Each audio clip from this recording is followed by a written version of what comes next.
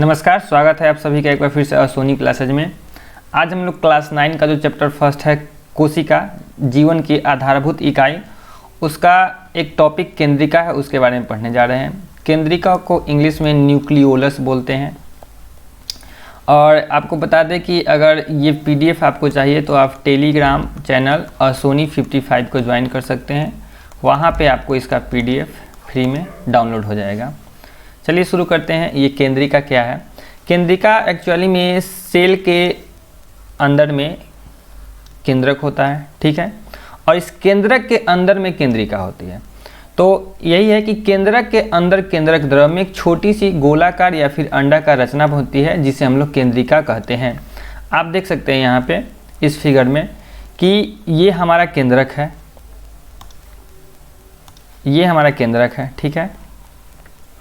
और आपको पिछली वीडियो में हमने बताया था कि केंद्रक के ऊपर से ये क्रोमेटिन जाल, ये क्या बोलते हैं इसको, एंडोप्लाज्मिक रेटिकुलम इसको घेरे हुए हैं। और आपको ये भी बताए थे कि अगर एंडोप्लाज्मिक रेटिकुलम पर अगर छोटे छोटे दाने की तरह दिखे तो समझिए कि वो रफ एंडोप्लाज्मिक रेटिकुलम है।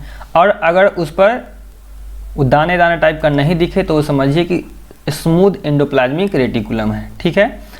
एंडोप्लाज्मिक रेटिकुलम का दो टाइप हम लोग पढ़े थे, एक था SER और दूसरा था RER। अगर आप लोग ये सब चीज़ नहीं जानते हैं तो आप पिछला वीडियो जरूर देखिए, आपको समझ में आ जाएगा। लिंक आपको डिस्क्रिप्शन बॉक्स में मिल जाएगा।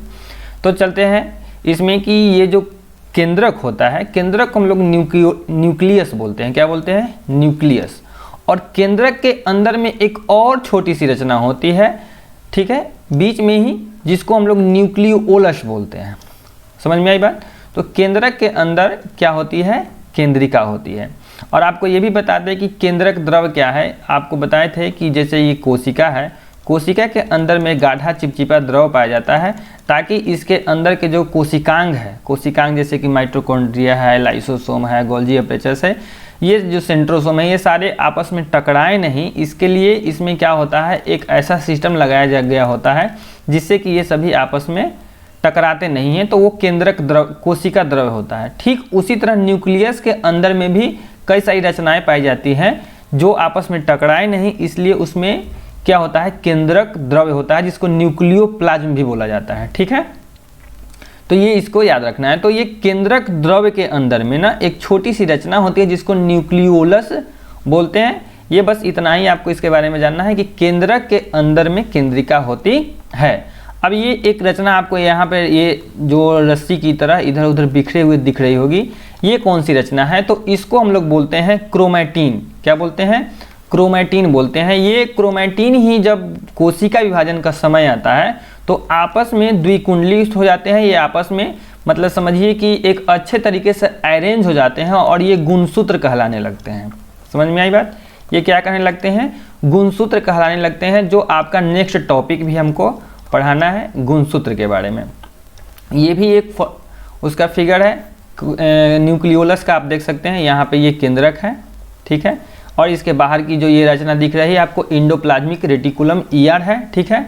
और ये न्यूक्लियोलस हो गया, बीच में एक छोटी सी रचना हो गई, बहुत ही छोटी होती है। ये लगभग 4 लाख 5 लाख गुना करके बड़ा दिखाया गया होगा, तो इतना बड़ा दिख रहा होगा। ये न्यूक्लियोप्लाज्म है। न्यूक्लियोप्लाज्म आपको बताएं ही, न्यूक्लियोप्लाज्म को हिंदी में हम लोग केंद्रक द्रव्य बोलते हैं, मतलब कि केंद्रक के अंदर में पाया जाने वाला द्रव।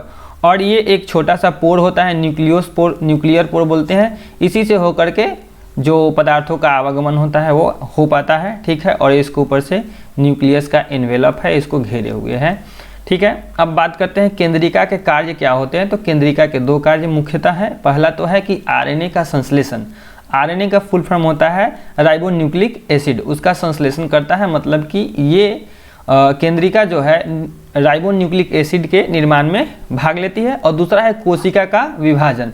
जब कोशिका का विभाजन हम आपको टॉपिक पढ़ा रहे होंगे, एकदम छोटा सा जानना है आपको, कोशिका विभाजन के बारे में ज़्यादा नहीं जानना है, तो उसमें आपको बताएंगे कि कोशिका विभाजन क्या होता है, कितने टाइप का होता है। ये छोटा सा टॉपिक था आज का आपका। इसमें कुछ अगर डाउट रहे तो आप कमेंट कर सकते हैं। अगर इसको आपका वो चाहिए, PDF चाहिए, तो आप टेलीग्राम चैनल को ज्वाइन कर लीजिएगा। मिलेंगे आपसे नेक्स्ट वीडियो में। जय हिंद।